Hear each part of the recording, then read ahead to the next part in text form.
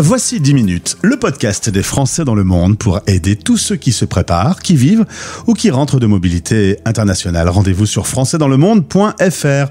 Je suis Gauthier Seiss et j'ai le plaisir de passer 10 minutes avec Quentin Silva, manager de Expat Medicare. 10 minutes, le podcast des Français dans le monde. françaisdanslemonde.fr.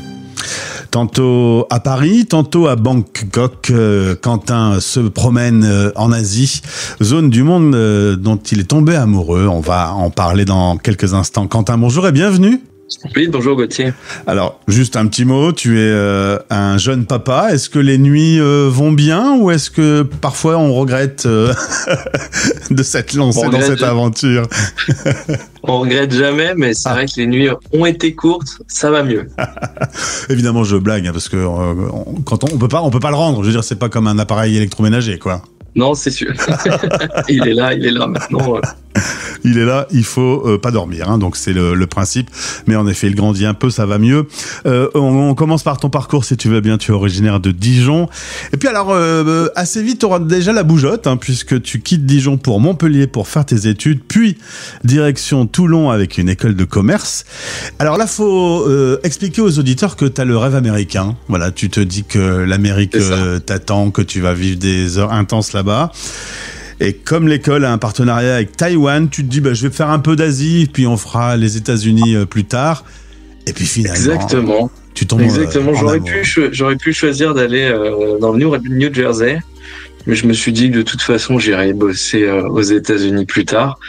Donc pourquoi pas faire autre chose. Et au final, je suis jamais allé aux États-Unis de ma vie pour le moment. Alors, ce sera chose faite dans quelques mois. Vous allez partir avec madame faire un petit road trip. Mais il y a eu l'Asie qui est arrivée, sa culture, sa nourriture, cette gentillesse. Alors, c'est une gentillesse légendaire. On en parlait hors antenne avant. On est très matérialiste, nous, les Occidentaux. C'est pas tout à fait le même deal quand on se retrouve en Asie. Non, c'est on va dire... tout est beaucoup plus simple et beaucoup plus humain que ce qu'on peut trouver en France. Après, est-ce que c'est une vision d'expat aussi et qu'au final ils le sont entre eux matérialistes, je sais pas, mais je sais que moi je suis tombé amoureux de cette douceur de vie à l'asiatique. Et alors, comment tu organises? Alors là, avec le petit, vous êtes un peu plus en France, mais sinon, vous organisez des tronçons de quelques mois dans un pays, puis l'autre? C'est ça, exactement. Donc, on essaye de faire, parce que ma femme étant maîtresse d'école, on essaye déjà de partir pour le moment que pendant les vacances. Parce que là, elle a repris pour cette année. Et dès que le petit sera assez grand, je pense qu'on fera 6 mois, tantôt Bangkok, tantôt Paris, parce que c'est les grands-parents, sinon ils vont pas nous laisser partir. Bah oui.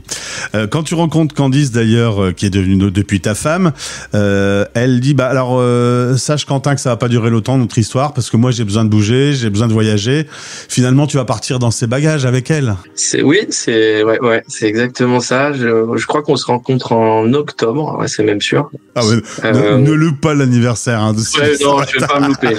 Non. On se rencontre en octobre et elle m'annonce, je pense 1 mois après pour son anniversaire, donc en novembre.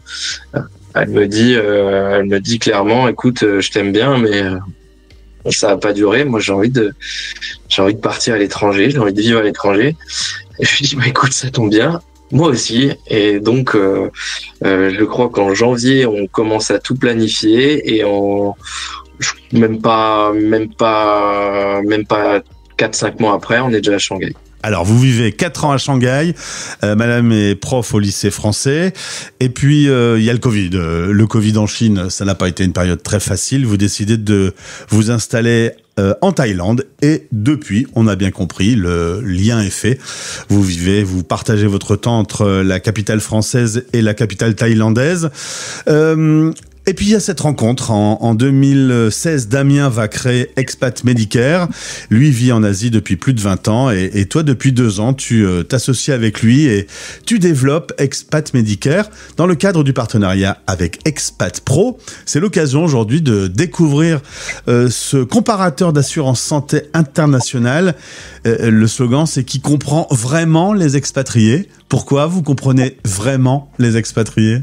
On a créé Expat Medicare parce qu'en tant qu'expat, pour les expats, donc on a cette connaissance des défis que peut rencontrer un expat. On a voulu faire d'Expat Medicare un family office de l'assurance. On est là pour vous aider au quotidien sur vos questions d'assurance. Si on voulait, on pourrait juste vous dire, tenez, cette assurance est mieux que les autres, gardez-la ad vitam aeternam, ou tant que vous êtes expatrié, et puis on n'en parle plus, on se revoit plus. Moi, je prends ma commission, puis au revoir. Non, là, nous, on a vraiment voulu faire en sorte qu'Expat Medicare vous suive au quotidien avec de la gestion de claims. On va faire un benchmarking tous les ans pour savoir si vous êtes toujours bien couvert au meilleur prix, parce que si vous n'avez pas développé de conditions préexistantes, il n'y a pas d'intérêt de garder une assurance qui coûte beaucoup plus cher qu'une autre. Nous, on fait des benchmarking des assureurs assez réguliers aussi, pour avoir notre portefeuille toujours à jour de ce qui se fait de mieux. On en sort aussi très très régulièrement des assureurs ou des complémentaires de CFE qui ne fonctionnent pas très bien. On va mettre un petit warning pour les auditeurs français qui se préparent à vivre l'aventure de l'expatriation.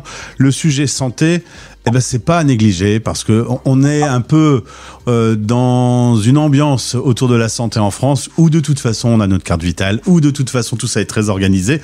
Une fois qu'on se retrouve de l'autre côté du monde, c'est pas le même délire.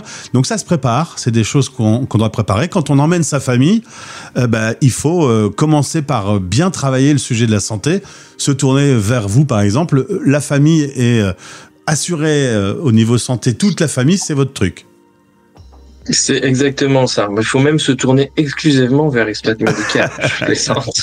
Non, j'ai des collègues dans le monde entier qui font un travail extraordinaire.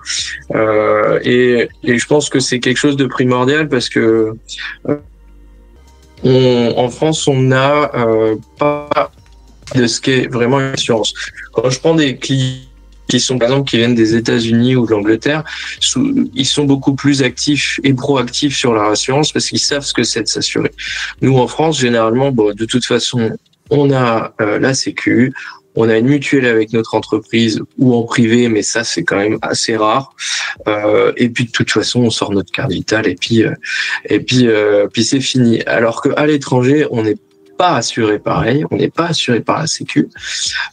Et donc, il faut ce que j'essaye d'apprendre à mes clients français, la plupart du temps, c'est d'être beaucoup plus proactif sur leur recherche d'assurance. Il existe plein de types d'assurance, en plus, plein d'assureurs. C'est compliqué et très chronophage de tout regarder. Et c'est vrai que de passer par un courtier comme Expat Medicare ou comme d'autres, ça permet de gagner beaucoup de temps, ça permet d'avoir un conseil de professionnels, parce qu'entre deux assurances qui se ressemblent, qui ont les mêmes bénéfices, qui sont plutôt pareils, il va y avoir aussi cette notion de service. En combien de temps je suis remboursé? Est-ce que si je téléphone à quelqu'un, si je téléphone à la hotline, est-ce que je vais tomber sur quelqu'un? Il y a plein de tenants et d'aboutissants qui font d'une assurance qu'elle est de qualité et d'une autre qu'elle est bas de gamme ou même pas du tout recommandable. C'est pour ça que le conseil est toujours important. Et c'est vrai que selon l'endroit où on se trouve dans le monde, selon la durée, selon le nombre de personnes dans la famille, et puis avec le temps qui passe, les avantages et inconvénients de telle ou telle assurance peuvent évoluer. Donc si tu veux, je peux résumer ta pensée en disant faut toujours être vigilant sur ce sujet, quoi. Exactement, faut être très vigilant, et c'est pas parce qu'on a trouvé une assurance en année 1 que en année 5 c'est la meilleure. Mmh. C'est toujours la meilleure parce qu'en plus le marché est très compliqué, surtout depuis le Covid. On a des augmentations incroyables sur certains assureurs. On parle de 15, 20, 25% de temps en temps, ce qui est énorme quand on paye 1000 € et en fait l'année d'après on paye 1250. C'est quand même c'est relativement un budget énorme, et en plus, comme tu disais, de se préparer et d'être toujours sur la brèche. c'est ultra important, surtout quand on est en famille, parce que déjà on a d'autres choses à penser. En tant que Français, encore une fois, on n'y pense pas souvent à son assurance, et donc avoir quelqu'un qui nous aide, qui est tout le temps là pour la gestion des claims, s'il y a jamais un sinistre. Par exemple, rien que d'écrire, de pouvoir transférer une lettre pour prouver qu'on est bien assuré, de transférer cette lettre à un hôpital en cas d'urgence, c'est ultra important. Ouais. Parce que il y a plein d'histoires comme ça dans l'expatriation où il y a des gens qui se retrouvent vraiment endettés, ou pire, malheureusement, parce que en Asie, c'est pas comme en France. En France, on vient se faire soigner, on paye après. En Asie et dans le monde, c'est partout pareil, quasiment. Ouais. On arrive, on paye et on se fait soigner. Ça, c'est vrai que le français, il est pas du tout au fait de ça. Donc, ça se prépare. C'est comme dans beaucoup de sujets concernant la mobilité internationale. Ça se prépare en amont. Vous entrez en contact avec les équipes via expatmedicare.com. Merci, Quentin. Tu embrasses madame et le petit, parce qu'on les a un petit peu taquinés pendant ce podcast. Au plaisir de se retrouver sur l'antenne de la radio des Français dans le monde. Super, merci Gauthier. Français dans le monde. Françaisdanslemonde.fr